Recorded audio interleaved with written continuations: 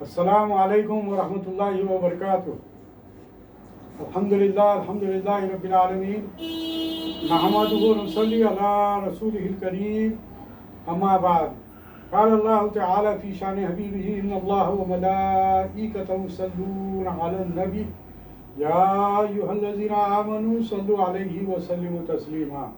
اللہم صل علی سیدنا نبینا شفیعنا حبیبنا مولانا محمد وبارک وسلم۔ الحمدللہ ثم الحمدللہ۔ آج ہمارا یہ 91واں درس ہے، یعنی 91۔ اللہ کا بڑا فضل و کرم ہے، اور آج ہم سورہ بقرہ کی 2 آیتوں پر غور و فکر کریں گے، 120 اور 121، 120 اور 121۔ ان 2 آیتوں کی تلاوت اور اس کا ترجمہ و تفسیر بیان کی جائے گی، سماعت فرمائیے۔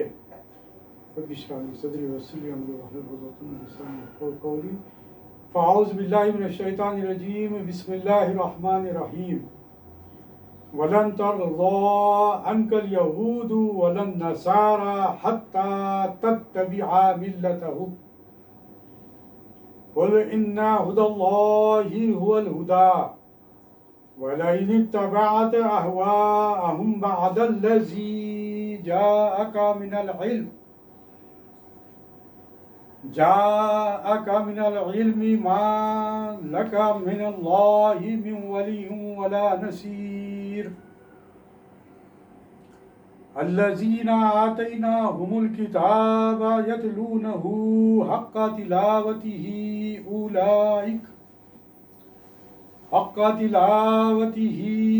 أُولَٰئِكَ يُؤْمِنُونَ بِهِ وَمَن يَكْفُرْ بِهِ فَأُولَٰئِكَ هُمُ الْخَاسِرُونَ۔ صدق اللہ العلی العظیم۔ آئیے اس کا لفظی ترجمہ سماعت فرمائیے۔ بسم اللہ الرحمن الرحیم۔ وَلَن تَرْضَىٰ، اور ہرگز نہیں راضی ہوں گے۔ ترجمہ پہ ذرا غور سے آپ لوگ سماعت فرمائیے۔ اور ہرگز راضی نہیں ہوں گے، ان کا آپ سے، الیہود یہودی، ولا النصارا اور نہ عیسائی، حتیٰ کہ، یہاں تک کہ، تتبعا آپ پیروی کریں، ملتہم ان کی ملت کی۔ قل آپ کہہ دیجئے، اِنَّ بلا شبہ، خود اللہ کی ہدایت، هو الہدیٰ وہی حقیقی ہدایت ہے، وَلَئِن اور البتہ اگر، اتبعت آپ نے پیروی کی، اہواءہم ان کی خواہشات کی، بعد الذی اس کے جو، جاءک آ گیا آپ کے پاس، من العلم علم، ما تو نہیں ہوگا، لکا آپ کے لیے، من اللہ سے بچانے والا، من ولی ولا نصیر کوئی حمایتی اور نہ کوئی مددگار۔ الذین وہ لوگ کے، آتیناہم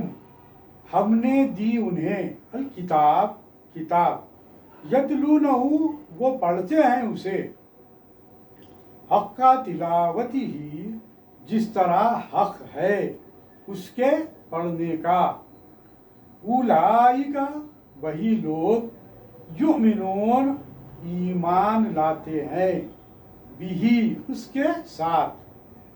ومن یکفر اور جو کوئی کفر کرتا ہے،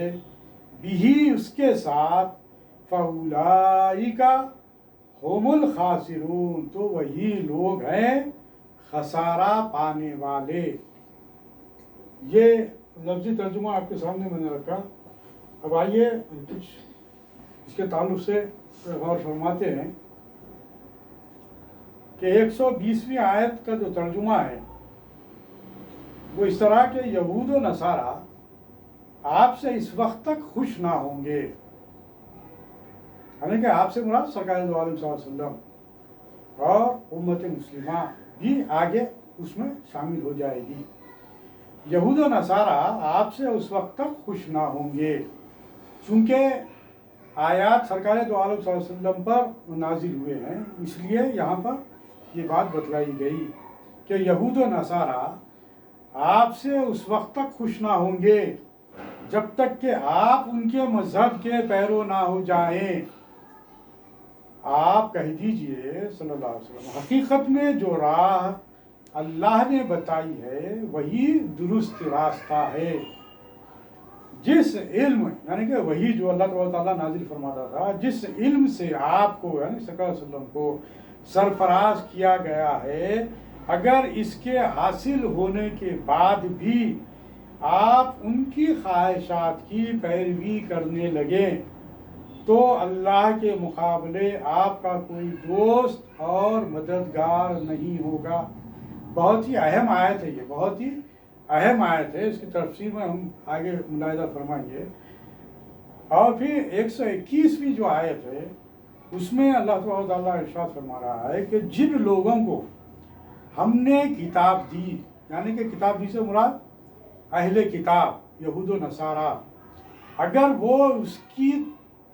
اس طرح تلاوت کریں جو اس کی تلاوت کا حق ہے، یعنی کہ جس طرح تلاوت کرنا چاہیے، یعنی کہ اس کا معنی و مطلب اور مفہوم سمجھنا چاہیے، اگر اس کا حق ادا کرتے ہیں تو وہ اس قرآن پر ایمان لے آئیں گے۔ یعنی کہ جو لوگ انجیل اور توریت کا مطالعہ کرتے ہیں، پڑھتے ہیں، جو اہل کتاب جنہیں قرار دیا گیا ہے، وہ لوگ اگر اس تلاوت کا اگر حق ادا کرتے ہیں تو پھر ہوگا کیا؟ اس کے اندر جو نشانیاں جو بتلائی گئی رسول کریم صلی اللہ علیہ وسلم کے خاتم النبیین کے آنے والے، ان نشانیوں پر وہ عمل پیرا ہوں گے۔ تو جب وہ عمل پیرا ہوں گے تو وہ کیا کریں گے؟ وہ ایمان لائیں گے اس قرآن پر جو سرکار دو علیہ وسلم پر نازل ہوا، ایمان لے آئیں گے، اور جو اس کا انکار کریں گے وہ خود ہی نقصان اٹھائیں گے۔ اب اس کے معنوں کے اعتبار سے چند باتیں آپ کے سامنے رکھی جاتی ہے کہ یہاں پر جو بات بتائی گئی وَلَن تَرْضَىٰ عَنْكَ الْيَهُودَ وَلَا النَّصَارَىٰ حَتَّىٰ تَتَّبِعَ مِلَّتَهُمْ، یہود و نصارہ آپ سے اس وقت تک خوش نہ ہوں گے جب تک کہ آپ ان کے مذہب کے پیرو نہ ہو جائیں۔ ملتہم یعنی کہ ان کا دین، ان کا جو دین تھا۔ اردو میں لفظ ملت قوم کے معنوں میں استعمال ہوتا ہے، عربی میں اس کے معنی مسلک، دین اور طریقے کے ہوتے ہیں۔ اہواءہم، آگے جو بات آئی کہ ان ھدی اللہ ھو الھدی وَلَئِنِ اتَّبَعْتَ أَهْوَاءَهُمْ بَعْدَ الَّذِي جَاءَكَ مِنَ الْعِلْمِ مَا لَكَ مِنَ اللَّهِ مِنْ وَلِيٍّ وَلَا نَصِيرٍ۔ اللہ تعالیٰ وضاحت کے ساتھ یہ بات کہہ رہا ہے۔ اہواءہم کا جو لفظ استعمال کیا گیا ہے اس کے معنی ہے ان کی خواہشیں۔ کس کی؟ یہود و نصارہ کی خواہشیں۔ ان کی خواہش یہ ہے کہ آپ صلی اللہ علیہ وسلم آپ خود یعنی کہ ان کے مذہب کے پیرو بن جائیں، یعنی کہ یہود و نصارہ کے ساتھ شامل ہو جائیں اور اہل کتاب کے جو احکام ہے، پابندیاں جو ہے، احکام جو ہے اس کے پابند ہو جائیں، اس کی طرف رجوع کر لیں۔ ان کا اپنی خواہشات ہیں۔ اہواءہم کے معنی ہیں ان کی خواہشیں۔ اہوا سے مراد وہ خیالات اور آراء ہیں جن کی بنیاد علم یا حقیقت پر نہ ہو بلکہ نفسانی خواہشوں پر ہو۔ یہودی اور عیسائی اس قدر متعصب تھے کہ رسول اللہ صلی اللہ علیہ وسلم خواہ ان سے کتنا ہی ہمدردی کا برتاؤ کرتے رہے یا ان کی کتنی ہی رعایت کرتے رہے تو وہ ہرگز آپ کی بات سننے اور ماننے کے لیے تیار نہ ہوتے تھے۔ بہت ہی غور و فکر کے ساتھ ایک ایک جملے کو سماعت فرمائیے، بہت ہی اہم آیت ہے یہ۔ آج کے دور کے حساب سے بھی آپ کو ان باتوں پر غور و فکر کرنا پڑے گا، مصلحت کا شکار نہ ہونا پڑے گا۔ ان آیات کی روشنی میں وہ باتیں بتلائی جا رہی ہیں، بہت ہی غور سے سماعت فرمائیے۔ وہ ہرگز آپ کی بات سننے اور ماننے کے لیے تیار نہ ہوتے تھے، وہ صرف اسی صورت میں آپ سے خوش ہو سکتے تھے جب آپ ان کا دین قبول کر لیں۔ اللہ تعالیٰ فرماتا ہے کہ حقیقی راہ ہدایت اور سچا دین وہی ہے جو اس نے اپنے رسول صلی اللہ علیہ وسلم کو بتایا ہے، یعنی خدا پرستی اور نیک عملی جتنی الگ الگ گروہ بندیاں کر لی گئی ہیں، یہ سب انسانی گمراہی کی پیدا کی ہوئی ہیں۔ جو شخص اللہ کی بتائی ہوئی سیدھی راہ سے جان بوجھ کر منہ موڑے گا، اس کے لیے سخت سزا مقرر ہے۔ بات سمجھ میں آ رہی ہے آپ لوگوں کو کہ جہاں پر حق آ گیا، جہاں پر علم پہنچ گیا، جہاں پر دین کی حقانیت بیان کر دی گئی، پیش کر دی گئی وضاحت کے ساتھ، یہ سب کچھ جانتے ہوئے اس کا انکار کریں گے تو یہی لوگ گمراہی میں مبتلا ہیں، یہی لوگ کافر ہیں، انہی کے لیے سزا کے یہ مستحق رہیں گے، اور اس سزا سے بچنے والا کوئی، اس سے بچانے والا کوئی حامی اور مددگار نہیں ہوگا۔ اس آیت سے دو باتیں بالکل واضح ہو جاتی ہیں۔ اول یہ کہ اہل کتاب کا دین اور اس قدر بدل چکا تھا، وہ اہل کتاب کا دین اس قدر بدل چکا ہے کہ اس میں ان کی جھوٹی خواہشوں اور آرزوؤں کے سوا کچھ باقی نہیں رہا۔ اس کے مطلب یہ کہ توریت اور انجیل میں جو ان لوگوں نے تحریفیں کی ہے اس کی وضاحتیں اس سے پہلے بھی آ چکی ہیں۔ وہی بات یہیں پر بتلائی گئی کہ وہ لوگ پوری طریقے سے تحریف کر چکے ہیں۔ دوسرے یہ کہ حقیقی راستہ وہی ہے۔ اگر تم یہ سمجھتے ہو کہ ہم حق پر ہے، ہم دین پر ہے، ہم اہل کتاب ہیں اور پیغمبر کو ماننے والے ہیں اور توحید پر ایمان رکھنے والے ہیں، تو اللہ تعالیٰ یہاں پر کہہ رہا ہے کہ اگر یہ لوگ اس بات پر ایمان رکھتے، اگر اس بات کو سمجھتے تو ان کے سامنے یہ بات واضح ہو جاتی تھی، اور یہ بات وضاحت سے جو پیش کی گئی انہیں سمجھ میں آ جاتی تھی کہ حقیقی راستہ وہی ہے جو اللہ تعالیٰ نے حضرت محمد رسول اللہ صلی اللہ علیہ وسلم کو وحی اور قرآن کے ذریعے سے انسانوں پر بخوبی واضح کر دیا۔ یعنی کہ خاتم النبیین بنا کر آپ صلی اللہ علیہ وسلم کو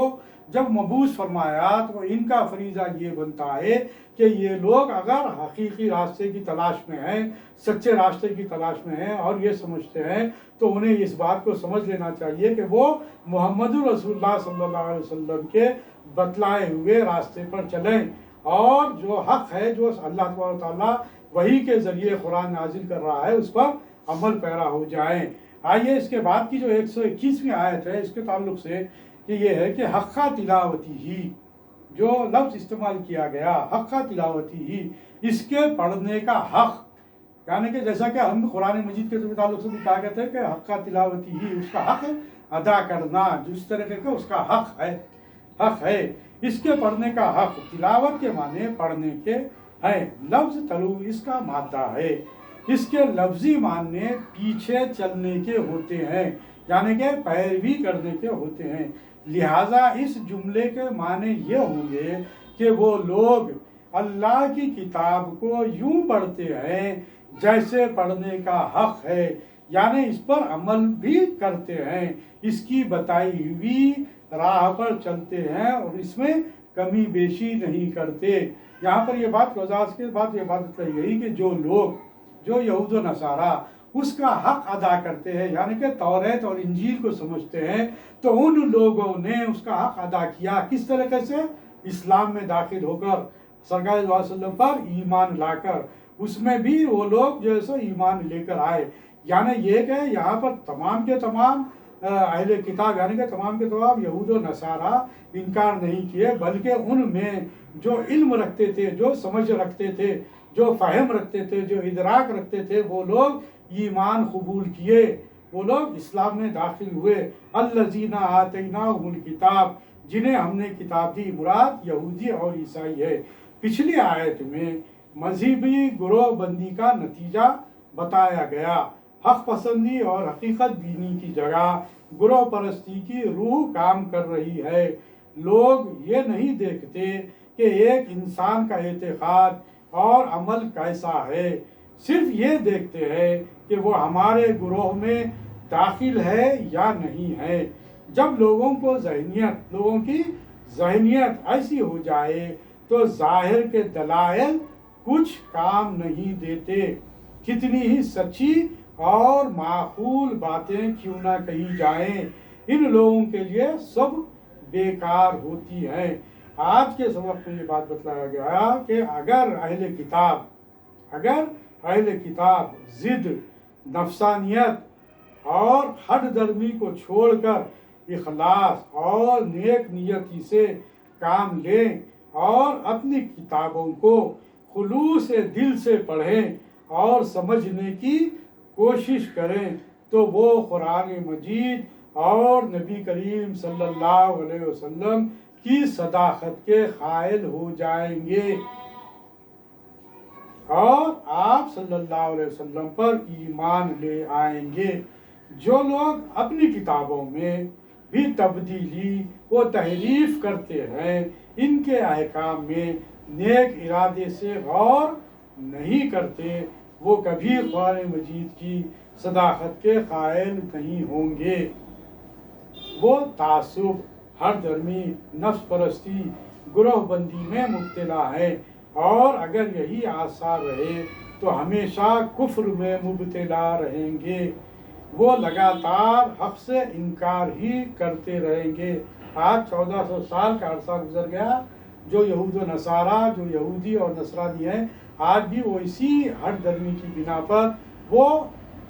اسی پر قائم ہیں، سرکار دو علیہ وسلم پر ایمان نہیں لائے۔ لہذا نتیجہ یہ ہوگا کہ وہ دنیا میں بھی نقصان اٹھائیں گے اور آخرت بھی تباہ و برباد کر لیں گے۔ اس سے ہمارے سامنے جو باتیں اور مزید میں آپ کے سامنے ان آیات کی روشنی میں رکھنا چاہوں گا، وہ یہ کہ اس میں جو حقیقت جو بیانی جو ہمارے سامنے آتی ہے یہود و نصارہ کے تعلق سے، اللہ تعالیٰ نے جو بیان کیا کہ یہ لوگ آپ سے راضی نہیں ہوں گے،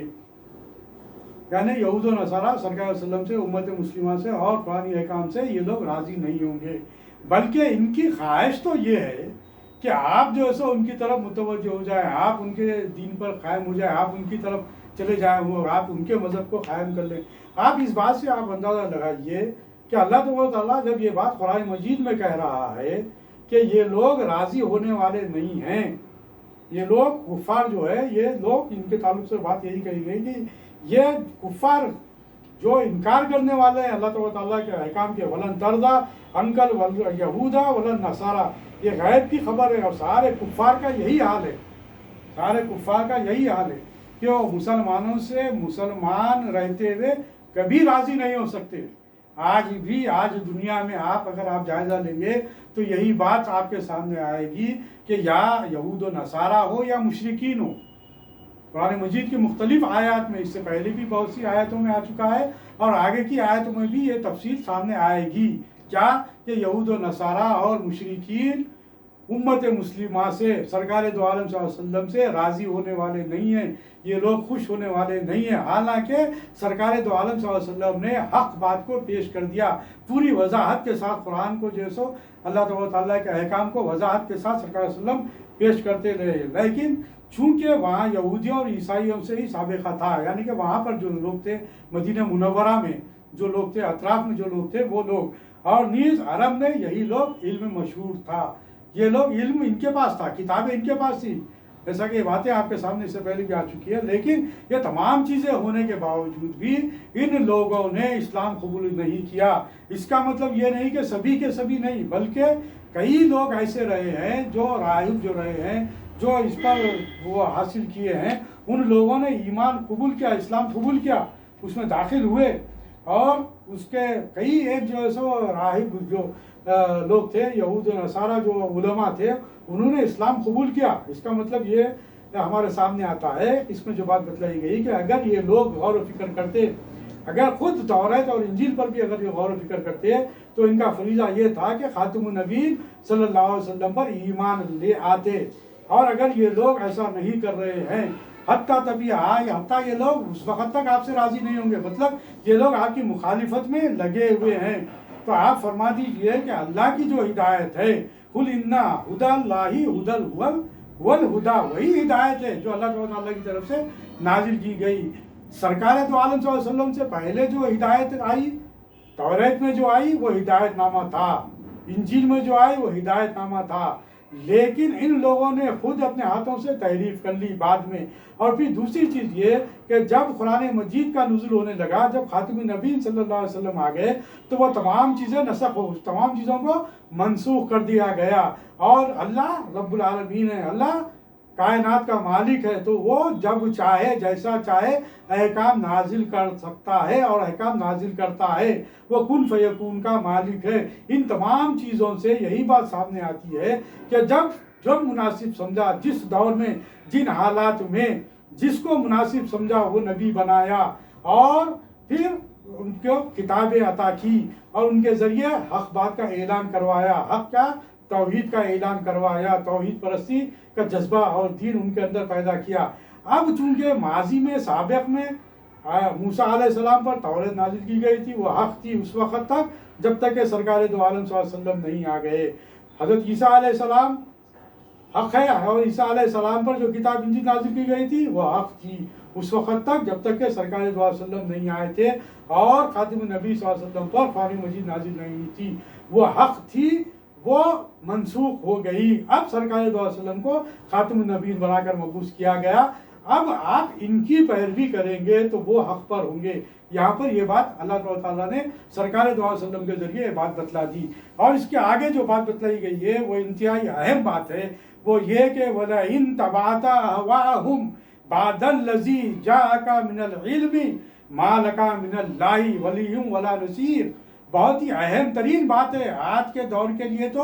اور زیادہ اہم ترین بات ہے کہ اس میں سرکار دو عالم صلی اللہ علیہ وسلم سے اللہ تعالیٰ مخاطب ہو کر کہہ رہا ہے کہ اگر آپ ان کی پیروی کریں تو نفسانی خواہشات کی ان کے پیچھے اس کے آگے خواہشوں کا پیرو ہو، بعد اس کے کہ آپ کے پاس علم آ چکا ہے تو اللہ سے کوئی بچانے والا نہیں ہے، اللہ کسی کا مددگار نہیں ہو سکتا۔ جو لوگ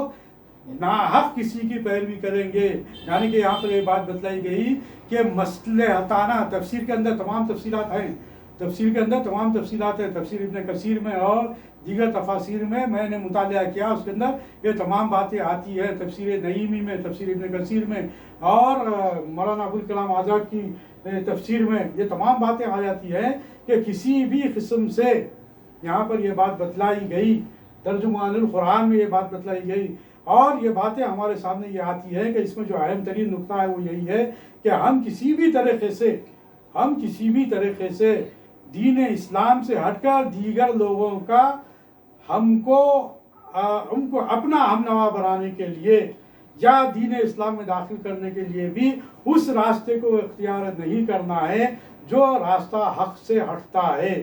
یہاں پر یہ بات کی وضاحت کی گئی ہے کہ آپ ان کی باتوں میں نہ آئیں، کیونکہ وہ لوگ کبھی بھی آپ کے دوست نہیں ہو سکتے۔ آپ ان کی باتوں میں نہ آئیں کسی بھی طرح سے، یعنی کہ یہ بات وضاحت سے بات کہہ دی گئی، اور یہاں پر بھی یہ بات بتلا دی گئی کہ ہم کو آج کے دور میں بھی اس بات کو محسوس کرنا چاہیے کہ جو مصلحتانہ جو زندگی ہم جو آج اختیار کیے ہوئے ہیں اس کے اندر بھی غور و فکر کرنے کی ضرورت ہے کہ کیا یہ شریعت کے دائرے میں ہے تو آپ کو اس بات کی اجازت ہے، لیکن شریعت کے دائرے سے ہٹ کر اگر کوئی بات ہوتی ہے تو پھر سمجھیے کہ ہم غلط راستے کو اختیار کر رہے ہیں۔ یہود و نصارہ کو دوست نہ بجاؤ، مشرکین کو دوست نہ بناؤ، قرآن کے واضح احکام ہیں، یہ لوگ آپ کے دوست نہیں ہو سکتے، قرآن کے واضح احکام ہیں۔ اور اس آیت میں بھی اسی بات کی طرف توجہ دلا دی گئی کہ یہ لوگ آپ سے راضی ہونے والے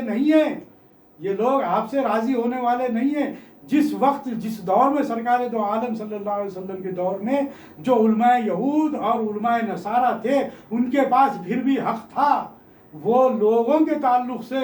یہ بات بتلا دی گئی اللہ تعالیٰ نے قرآن مجید میں وضاحت کے ساتھ کہ یہ لوگ آپ سے راضی ہونے والے نہیں ہیں۔ تو پھر ہم کس کو راضی کرنے کے لیے آگے بڑھ رہے ہیں؟ کس کو ہم راضی کر کر دنیا کمانا چاہتے ہیں؟ جس کو ہم راضی کر کر امن و امان اور آشتی کی باتیں کرنا چاہتے ہیں. ہمارا فریضہ یہ ہے کہ امن اگر ملے گا دنیا میں، اگر امن قائم ہوگا تو ایمان کے ذریعے ہوگا، اور سلامتی اگر ملے گی تو وہ اسلام کے ذریعے سلامتی ملے گی. اس اعلان حق کا اعلان کرنے والے ہم بنے. آج کے دور میں تو اس کی بہت زیادہ ضرورت ہے. آج ان آیات پر غور و فکر کرنے کی بہت زیادہ ضرورت ہے، اور اس بات کو دنیا کے سامنے پیش کرنے کی ضرورت ہے. اور علماء کرام پر بڑی بھاری ذمہ داری ہے کہ حقائق کو، دین کے حقائق کو وضاحت کے ساتھ علماء کا کام ہے کہ وہ ملت اسلامیہ کے سامنے پیش کر دے اور حق کا اعلان کرے. اور حق کا اعلان کیا ہے؟ کہ وہ رب العالمین کی ذات ہمارے ساتھ ہے.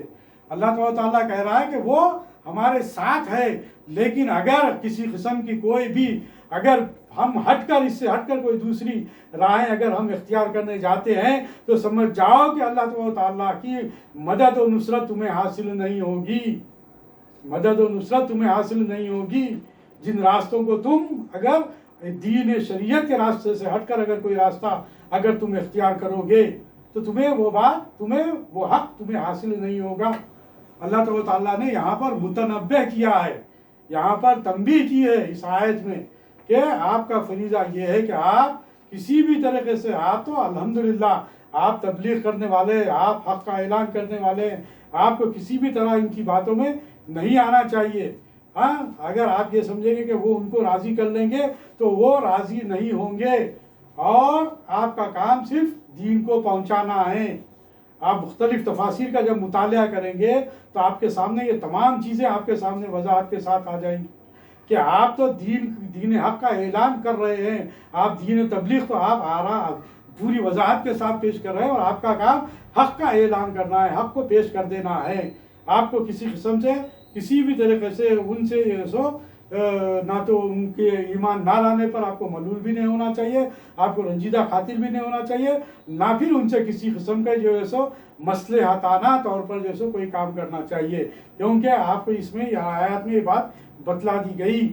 کہ وہ، اور الحمدللہ اللہ کا کرم یہ ہے کہ دوسری جو آیت ہے اس میں اندر یہ بات بتلائی گئی کہ جن لوگوں نے اس کتاب کا، ان کے پاس جو کتابیں آئی ہیں، جو اہل کتاب ہے، ان لوگوں نے ان کتابوں کا جس طریقے سے حق ادا کرنا ہے وہ حق ادا کرنے کی حیثیت سے اس کا مطالعہ کیے، تلاوت کیے، تو انہوں نے اسلام قبول